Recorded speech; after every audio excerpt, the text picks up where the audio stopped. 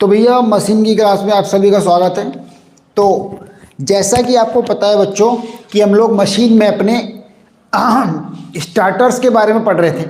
तो हमने अपने पिछले क्लास में स्टार डेल्टा स्टार्टर का डिटेल्ड कंसेप्ट जाना था, जिसमें हम लोगों ने ये पढ़ा था कि स्टार डेल्टा स्टार्टर को किस प्रकार से उपयोग करते हैं और उसके लिमिटेशंस क्या है, प्रॉपर वैलिड यूजेस क्या है। ये उस स्टार डेल्टा स्टार्टर से संबंधित हमने मेन सारी बातें अपनी पिछली क्लास में जान ली थी। तो आज हम उससे अगले स्टार्टर की तरफ बढ़ते हैं। देखिए, फिर से एक बात को मैं यहाँ पर रिवाइज कराना चाहूँगा कि 0 से 5 हॉर्स पावर की मोटर के लिए DOL स्टार्टर है हमारे पास, ठीक। 5 से 20 हॉर्स पावर की मोटर के लिए स्टार डेल्टा स्टार्टर है हमारे पास। उसके बाद 5 हॉर्स पावर 20 हॉर्स पावर से जब ज़्यादा की मोटर होंगी, 20 हॉर्स पावर से ज़्यादा की मोटर होंगी तो आपका ऑटो ट्रांसफॉर्मर स्टार्टर यूज किया जाता है। कौन सा स्टार्टर यूज किया जाता है? ऑटो ट्रांसफॉर्मर स्टार्टर यूज किया जाता है। तो अब इस ऑटो ट्रांसफॉर्मर स्टार्टर को ही आज हम लोग पढ़ने वाले हैं, डिटेल में ही जानने वाले हैं कि ये ऑटो ट्रांसफॉर्मर स्टार्टर क्या होता है, इसकी संरचना और उसके बाद इसके फॉर्मूले, स्टार्टिंग टॉर्क और full load torque, starting current और फुल लोड करंट में।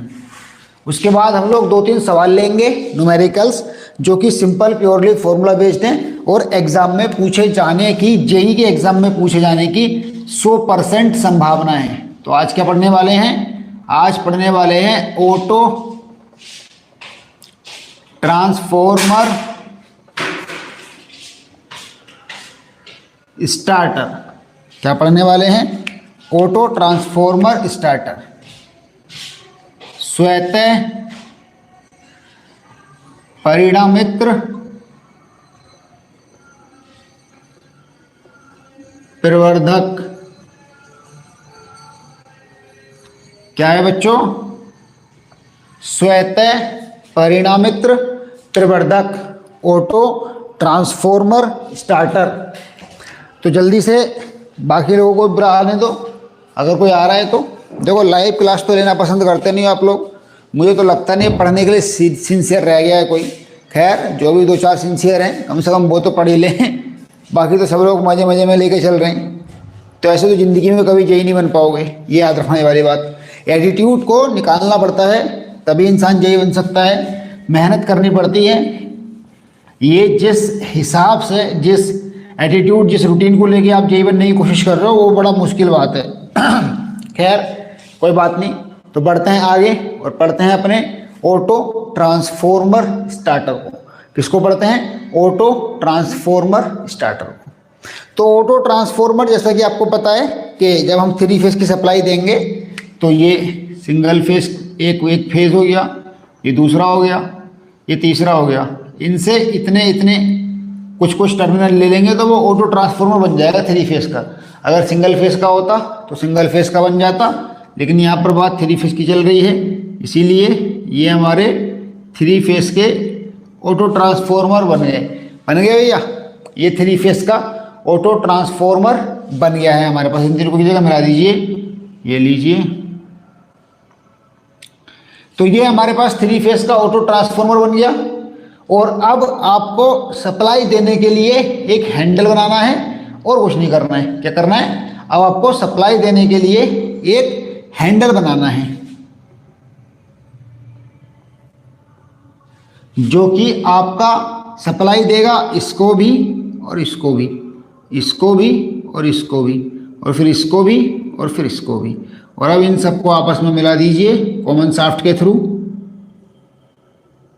और ये बाहर को ला करके ऐसे करके ये बन गया हैंडल। ठीक,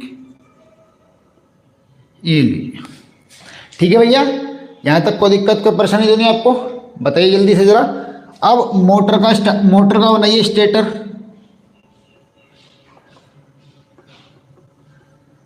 ये मोटर का स्टेटर हो गया, ठीक है भैया, और ये मोटर का रोटर हो गया, 3 फेस इंडक्शन मोटर का ये रहा रोटर, और ये रहा 3 फेस इंडक्शन मोटर का स्टार्टर।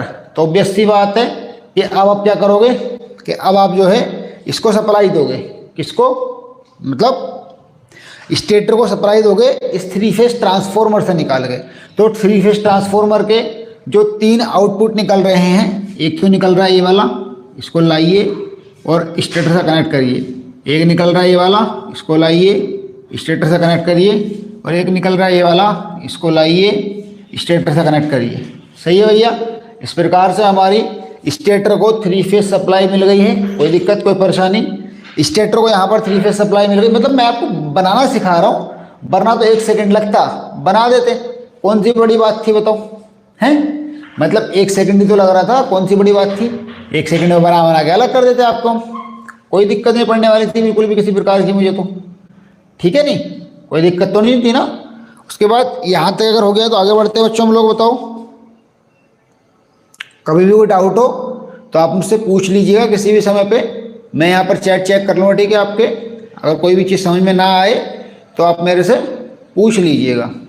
तो अब क्या होने वाला है कि अब हम इनको कनेक्शन करने वाले हैं कंप्लीट। तो ऐसे करके, ऐसे और ऐसे, बस ये डायग्राम हो गया कंप्लीट हमारा, ठीक है भैया। अब जो 3 फेस सप्लाई होगी वो हम इस ऑटो ट्रांसफॉर्मर को डायरेक्टली दे देंगे इस वाले टर्मिनल पर, यहाँ पर और फिर यहाँ पर और फिर यहाँ पर, 3 फेस सप्लाई। अब समझिए पूरा कॉन्सेप्ट क्या है।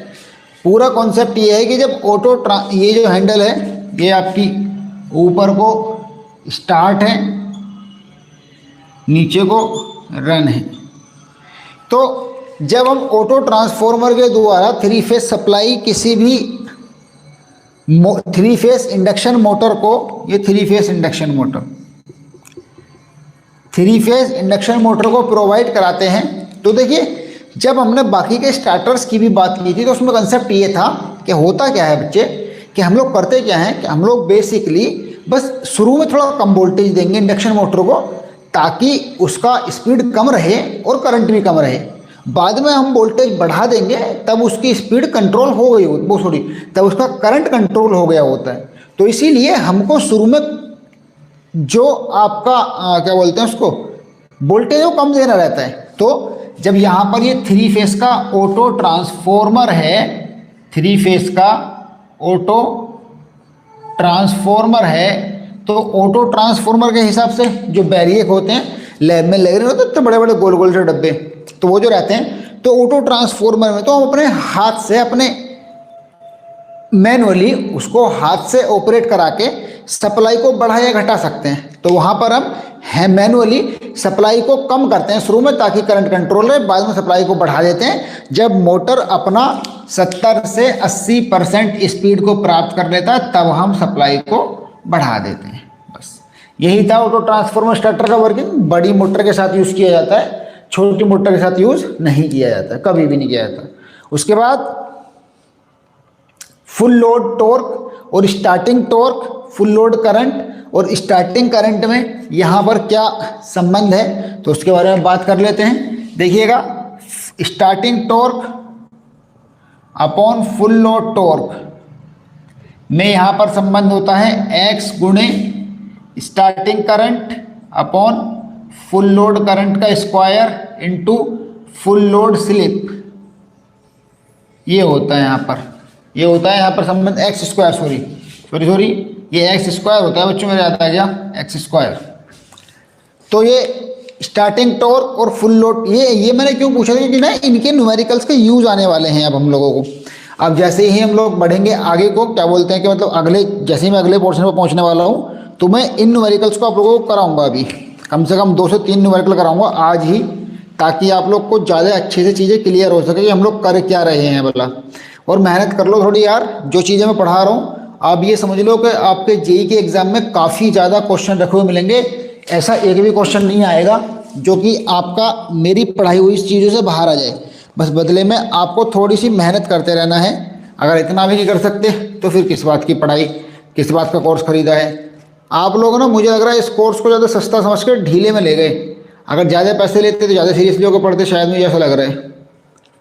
लेकिन मैं तो सोचता था कि कम पैसों में अच्छी चीज़ दी जाए ताकि उन सभी बच्चों का ही फ़ायदा हो सके जो बच्चे ज़्यादा पैसे अफोर्ड नहीं कर सकते। खैर कोई बात नहीं, अभी जो लोग ध्यान से पढ़ेंगे वो 100% सक्सेस होंगे। ठीक है भैया। बाकी हम तो हर किसी के लिए अच्छी ही कामना करते हैं कि हर कोई एक अच्छे पद पर जाए, हर कोई एक अच्छे मुकाम को हासिल करे। वो सभी बच्चे जो जेई का बैच किसी पर्पज से लिए हैं, जेई बनने के पर्पज से लिए हैं, उम्मीद करता हूँ कि सबके सब जेई बन जाएं। लेकिन सबके सब तो जेई बन नहीं पाएंगे। अब 171 वैकेंसी हैं टोटल। अब 173 वैकेंसी में कितने लोग, 171 तो बनेंगे। ठीक है, उससे ज़्यादा तो हमारे बैच में ही है। अब देखते हैं क्या होता है भैया। लेकिन आप लोग तो कम से कम अपनी कोशिश मत छोड़ो। मतलब आप लोग अगर कोशिश ही करना छोड़ दोगे तो फिर तो सेंस ही नहीं है ना किसी बात का। अभी आप लोग अगर मान लो कि आपको ये लग रहा है कि मैं तो जेई बन ही नहीं पाऊंगा या मैं तो जेई बन ही नहीं पाऊंगी, और फिर आपने ये सोच के प्रयास ही करना छोड़ दिया है क्योंकि आपने अपने आप को उस लिस्ट से पहले से ही बाहर कर लिया है। तो मुझे ये बताओ कि तुम्हें कैसे पता, तुम कौन होते हो ये जज करने वाले। अरे भैया, तुम्हारा काम है बस प्रयास करना। तुम बस प्रयास करो, बाकी ज़्यादा बुद्धि ना चलाओ अपनी। बाकी बुद्धि चलाने के लिए दुनिया बैठी है, समझे। तुम बस प्रयास कर लो, इतना हो सकता है। चलिए अब आ रहे हैं थोड़े से न्यूमेरिकल्स की ओर। मैं एक दो छोटे छोटे न्यूमेरिकल्स ले रहा हूँ जो कि एग्जाम में एग्जैक्ट रखे हुए मिलते हैं, पॉलिटेक्निक के एग्जाम में भी, और साथ ही साथ जेई के एग्जाम के लिए तो वो बहुत ही ज़्यादा इम्पोर्टेंट हैं, बहुत ज़्यादा, समझे। तो लिख लीजिए एक क्वेश्चन सबसे पहले। बहुत ही आसान है, प्योरली फॉर्मूला बेस्ड। जो कल बताए थे फॉर्मूले, जो आज बताए थे फॉर्मूले, उनके ऊपर है। लिखा है एक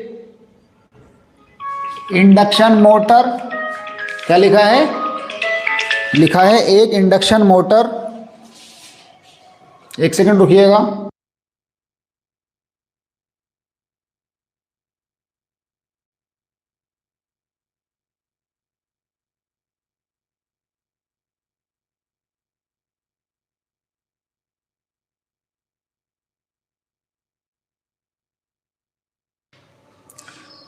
sorry for disturbance guys, actually call आ गया था। तो एक इंडक्शन मोटर स्टार्टिंग में, क्वेश्चन लिख रहा हूं मैं, पूरा क्वेश्चन लिख दूंगा कि कोई इंडक्शन मोटर है, वो स्टार्टिंग में फुल लोड करंट का 6 गुना करंट ले रही है। मतलब स्टार्टिंग में फुल लोड, बिल्कुल ध्यान से सुनना क्वेश्चन, हो सकता है तुम लोग खुद से इसको कर लो। फुल लोड करंट का 6 गुना करंट लेती है। देखो इतने बड़े बड़े क्वेश्चन देख के ना आप एग्जाम में घबरा जाते हो। जेई के एग्जाम में इतने बड़े बड़े क्वेश्चन आते हैं, करंट लेती है, मतलब ये तो अभी तो लिखा ही नहीं है, पूरा पूरा लिखता हूँ मैं, पूरा उसके बाद बात करेंगे इसके बारे में। करंट लेती है, करंट जब मतलब क्या है कि वो फुल लोड करंट का 6 गुना करंट ले रही है, और उसकी जो स्लिप है, उसकी फुल लोड स्लिप, ये ज़्यादा सही रहेगा, उसकी फुल लोड स्लिप, मतलब फुल लोड पर जो स्लिप है वो 5% है। ठीक है, तो full load torque, starting torque का ये बताना है कि मतलब फुल लोड टॉर्क और स्टार्टिंग टॉर्क का मतलब कितना कितना होगा। जैसे कि ये होता है ना कि देखिए स्टार्टिंग टॉर्क हमेशा ज़्यादा रहता है, कोई भी मोटर हो उसका स्टार्टिंग टॉर्क ज़्यादा रहता है, फुल लोड टॉर्क कम रहता है हमेशा। तो ये बताना है कि फुल लोड टॉर्क व स्टार्टिंग टॉर्क में क्या संबंध होगा, स्टार्टिंग टॉर्क में क्या संबंध होगा, स्टार्टिंग टॉर्क में क्या संबंध होगा, जबकि मोटर को सीधे सप्लाई दी गई है, सीधे सप्लाई दी गई है। अभी जानिए, बढ़िया क्वेश्चन है, काफी मजेदार और प्योरली फॉर्मूला बेस्ड है, कुछ अलग नहीं है, कुछ नहीं है। क्वेश्चन कह रहा है कि एक इंडक्शन मोटर में फुल लोड करंट का 6 गुना करंट ले दिए स्टार्टिंग में, यानी कि जो मोटर का सॉल्यूशन कर रहे हैं इसका, यानी कि जो मोटर का स्टार्टिंग करंट है वो 6 गुना है फुल लोड करंट का। ऐसा क्वेश्चन की पहली लाइन कह रही है। पहली लाइन क्या कह रही है कि मोटर का स्टार्टिंग करंट मोटर के फुल लोड करंट का 6 गुना है, यानी कि स्टार्टिंग करंट और फुल लोड करंट का जो रेशियो हो जाएगा वो 6 हो जाएगा। इसको मार्क कर लीजिएगा क्योंकि ये आगे फॉर्मूले में काम आता है। हमको निकालना है, क्या निकालना है हमको निकालना है यहाँ पर स्टार्टिंग टॉर्क और फुल लोड टॉर्क में संबंध, और जबकि सप्लाई को सीधे दिया गया है। सीधे देने का मतलब होता है DOL स्टार्टर यूज किया गया है। यही चीज हमको बस सीखनी है, यही चीज का पता होना चाहिए कि मेन कंसेप्ट क्या है। कि मतलब या तो आपको वो यहाँ पर मोटर की वो दे देगा माप, जैसे कि बोल दे कि आपके 3 हॉर्स पावर की मोटर है तब भी उसको DOL स्टार्टर ही दिया गया होगा, या बोल दे 4 हॉर्स पावर की मोटर है तब भी वहाँ पर 100% DOL स्टार्टर का ही यूज किया गया होगा। लॉजिकल बात है।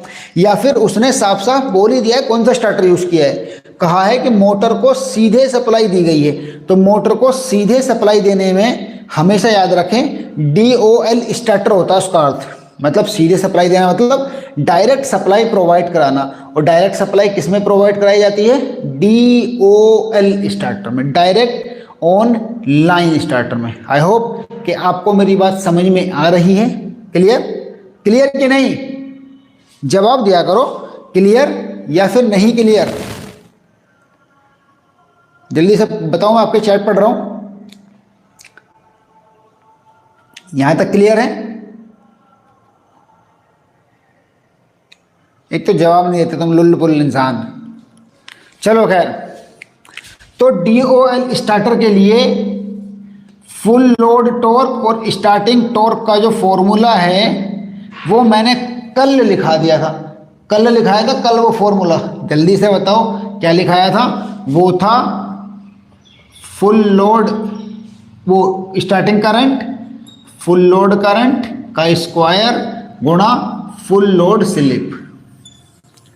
तो यहां से हमें स्टार्टिंग टॉर्क और फुल लोड टॉर्क में रिलेशन, बस ये फॉर्मूला याद कर रहे हैं। 3 प्रकार के स्टार्टर हम लोग यूज कर रहे हैं और 3 प्रकार के स्टार्टर में ये 3 ही प्रकार के फॉर्मूले बनेंगे। ये आपका स्टार्टिंग टॉर्क और फुल लोड टॉर्क को दर्शाता है। क्या करता है? स्टार्टिंग टॉर्क और फुल लोड टॉर्क को दर्शाती है ये चीज। तो स्टार्टिंग टॉर्क और फुल लोड टॉर्क में सिंपल सा प्योरली फॉर्मूला जल्दी से लगा देते हैं, ज़्यादा समय बर्बाद नहीं करते अपना हम। तो यही तो निकालना है हमको, तो इसको ऐसे रहने दो, स्टार्टिंग टॉर्क और फुल लोड टॉर्क को। बाकी इनकी वैल्यू रख दीजिए। IST/IFL की वैल्यू है 6, तो 6 × 6 × 6।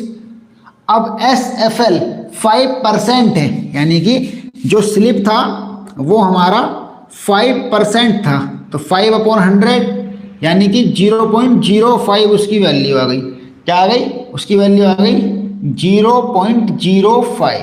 अब मल्टीप्लाई करिए, 36 को मल्टीप्लाई करिए, 36 को मल्टीप्लाई करिए 0.05 से, 0.05 से, तो 5 से कर दीजिएगा। 5 6 जा 30, 5 3 जा 18 और 5 3 जा 15 और 3 18 हो गए। उसके बाद हाँ, तो ये हमारा 80 आ गया। और हमारे पास कितने डिजिट्स के बाद 18 180 आ गया। कितने डिजिट्स के बाद पॉइंट लगेगा? 2 डिजिट्स के बाद। तो यहाँ पर यानी कि 1.8 TST/TFL की वैल्यू जो आ गई वो 1/8 आ गई। इसका मतलब यहाँ पर हम क्या कह सकते हैं? यहाँ पर हम ये कह सकते हैं कि किसी जो ये वाली मोटर है उसका स्टार्टिंग टॉर्क जो है वो उसके फुल लोड टॉर्क का 1.8 गुना है। कितना है? 1.8 गुना। इसको ऐसा लिख सकते हैं कि TST/TFL का 1.8 गुना है। मतलब लगभग लगभग 2 गुना स्टार्टिंग टॉर्क दे रहा है वो फुल लोड टॉर्क के कंपेयर में। ये मोटर जो भी है वो 2 गुना, लगभग 2 गुना 1.8 गुना स्टार्टिंग टॉर्क दे रही है अपनी फुल लोड के कंपेयर में। ठीक, तो ये हमारा कंप्लीट सॉल्यूशन हो गया सवाल का। क्वेश्चन कैसे आते, क्वेश्चन ऐसे आते, मतलब क्वेश्चन जो आते वो ये आते, जैसे कि ये टी ऑप्शन जो आते वो 1.8 TFL, दूसरा हो जाता TST इक्वल्स टू 2.8 TFL, और बाकी फिर इनको उल्टा कर देते, TFL इक्वल्स टू 1.8 TST और TFL इक्वल्स टू 2.8 TST। ऐसे करके 4 ऑप्शन बनते, तो आपको चूज़ करना था कौन सा वाला चूज़ करना था। ठीक, तो इस प्रकार से ये हमारे जेई के एग्जाम में, यूपीपीसीएल जेई जूनियर इंजीनियर के एग्जाम में इंडक्शन मोटर से हमेशा एक क्वेश्चन पूछा जाता है कंपलसरी, जो कि प्योरली फॉर्मूला बेस्ड होता है। तो ये हमने कहाँ से पढ़ा है, ये हमने DOL स्टार्टर का पढ़ा है। मैं फिर से एक क्वेश्चन DOL स्टार्टर का बोर्ड पर लिखता हूँ और उसके बाद हम अपनी क्लास को विराम दे देंगे। ठीक है, तो चलिए एक क्वेश्चन और लिखता हूँ जल्दी से, एकदम तेज तेज। देखिए यही बस थोड़ा फर्क रहता है कि अगर मैं आपको कंप्यूटर से पढ़ाता तो ये क्वेश्चन मुझे लिखने नहीं पड़ते, लेकिन कंप्यूटर से पढ़ाने पर आप लोगों को कहना है ऐसा, मेरा नहीं, ऐसा आप में से कुछ बच्चों का कहना है कि कंप्यूटर से पढ़ाने पर आपको क्लियर नहीं होता, क्योंकि आपको लगता है कि सर ने पहले लिख लिया है। तो बच्चे वो समय की बचत करने के लिए लिखा गया होता है, क्योंकि जब हम लोग लैपटॉप से पढ़ेंगे तो हमारे समय की बचत होगी, और जब हमारे समय की बचत होगी तभी तो हम लोग जल्दी जल्दी कई सारे क्वेश्चन कर पाएंगे ना। लाइक मान लीजिए कि अभी हम केवल 2 क्वेश्चन कर पाएंगे अगर, तो वहाँ पर हम लोग कम से कम 3 से 4 क्वेश्चन कर पाते, लगभग 2 गुने की बचत हो जाती है। तो फिर उस चीज़ को जितना हो सके समय को बचाएं ना हम लोग। अगर आप कहें, वैसे भी मैं अब पेपर सोल्व कराया करूँगा प्रीवियस ईयर्स के फ्री शाम को 7 बजे, तो वो तो लैपटॉप से कराया करेंगे क्योंकि वो तो लैपटॉप से होगा, सारे क्वेश्चन आंसर के साथ फिर एक्सप्लेन कर करके। ठीक है भैया, क्योंकि यार बोर्ड पे लिखना है फिर उसको समझना है, एक तो लिखने में कम से कम 2 से 4 मिनट बर्बाद हो जाते हैं, फिर उसको करने में मान लो कि लिखा है क्वेश्चन हो तो कम से कम वो समय तो ना बर्बाद हो। अभी देखिए फिर उसको मिटाएंगे, फिर इसको लिखेंगे दूसरा कोई क्वेश्चन। ठीक है, ये दिक्कत पड़ जाती है थोड़ी सी बस। चलिए खैर कोई बात नहीं, तो अपना क्वेश्चन लिख लेते हैं और इस क्वेश्चन को आप लोग ट्राई करोगे, आंसर दोगे मुझे, जो भी 4-5 लोग क्लास देख रहे हैं बताएंगे जल्दी से जरा। लिखिए क्वेश्चन कि एक इंडक्शन मोटर का starting torque full load torque का 1.5 गुना है। एक 3 फेस इंडक्शन मोटर का स्टार्टिंग टॉर्क का मतलब होता है प्रारंभिक बल आघूर्ण, याद रखिएगा भैया। फुल लोड टॉर्क का 1.5 गुना है, 1.5 टाइम्स है। उसके बाद उसकी जो स्लिप है वो आपकी 4% है। फुल लोड स्लिप 4% है। तो स्टार्टिंग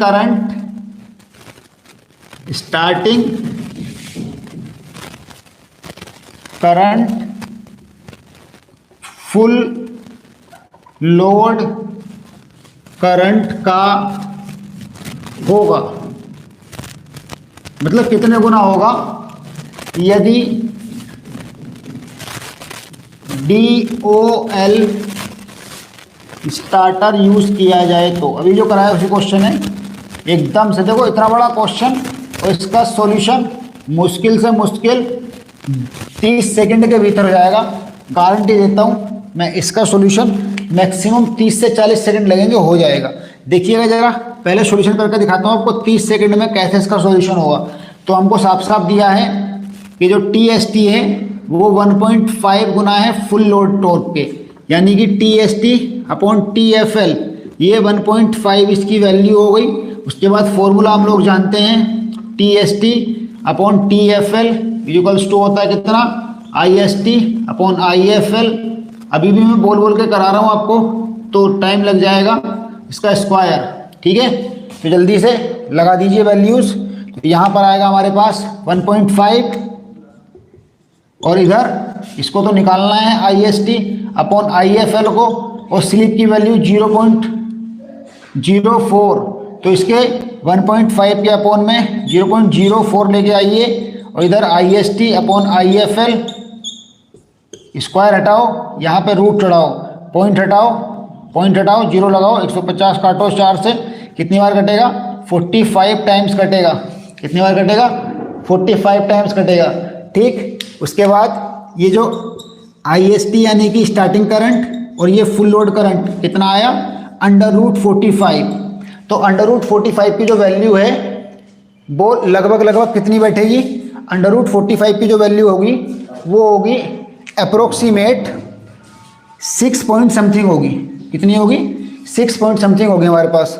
तो √45 की वैल्यू लगा लो आप, जैसे कि 6 का 36 हो जाएगा, 7 का 49 हो जाएगा, तो 6.78 के अप्रोक्सीमेट वो वैल्यू होगी हमारे पास। ठीक है, वैसे भी इसका जो आंसर है वो 0.68 समथिंग था।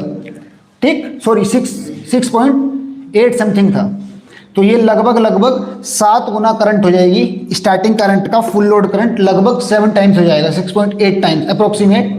तो इसीलिए इसकी आप एग्जैक्ट वैल्यू फाइंड करें 45 की कितनी आ रही है, और वही हमारा आंसर होने वाला है।